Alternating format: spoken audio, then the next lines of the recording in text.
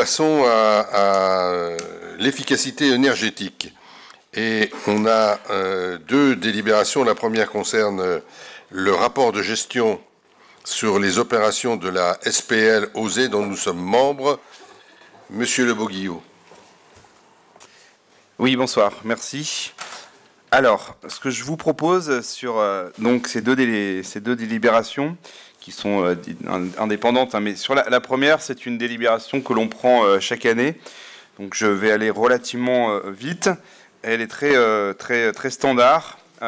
Et par contre, sur la deuxième délibération, j'essaierai d'être le plus concis possible, sachant que c'est une délibération un peu bourbier. Voilà. Donc, j'essaierai d'être clair. Donc, sur la première délibération, on rappellera qu'en date du 16 septembre 2015, le conseil municipal avait accepté une prise de participation de la ville dans le capital de la société publique locale, donc la SPL d'efficacité énergétique OSE, à hauteur de 33 800 €, c'est-à-dire 0,30% du capital de la SPL. On n'est donc pas majoritaire dans cette SPL. Vous l'aurez compris, c'est essentiellement la région qui a les 2/3 qui avaient, on verra pourquoi après. Ce qui est donc intéressant, et je passe tout de suite au résultat de l'exercice 2022 pour la SPL, c'est qu'on a un chiffre d'affaires qui est un peu plus faible que le chiffre d'affaires en 2021.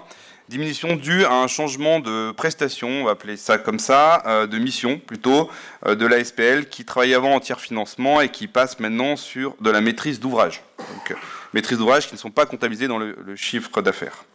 Le bénéfice est de 51 022 €, alors qu'il y avait une perte pour l'année précédente. Et sur le plan opérationnel, pour la phase contractualisation, une hausse d'activité liée au nouveau mandat signé en 2022. Et pour la phase de conception-réalisation, une activité portant sur 16 opérations en cours, avec des opérations d'importance en termes de volume de travaux à engager. Alors c'est vrai que dans le rapport, on voit enfin, sur la page 54 et celles qui sont autour, différentes réalisations de la SPL OSE. Et on voit notamment la maison Nelson Mandela et la petite enfance à Annemasse, donc l'état avant les travaux. Je peux vous dire que les travaux touchent à leur fin sur la partie petite enfance, évidemment, du côté Mandela. Pour les raisons qu'on connaît, ça avait été mis en stand-by. Donc on pourra bientôt, en tout cas, réceptionner a priori les travaux et dire qu'une partie est terminée, qui était de mémoire à peu près 1,1 million € engagés, des choses comme ça. Donc ceci étant exposé, il est demandé donc au conseil municipal de prendre acte du rapport de la SPL d'efficacité énergétique pour l'exercice 2022, tel que présenté au conseil municipal. Merci.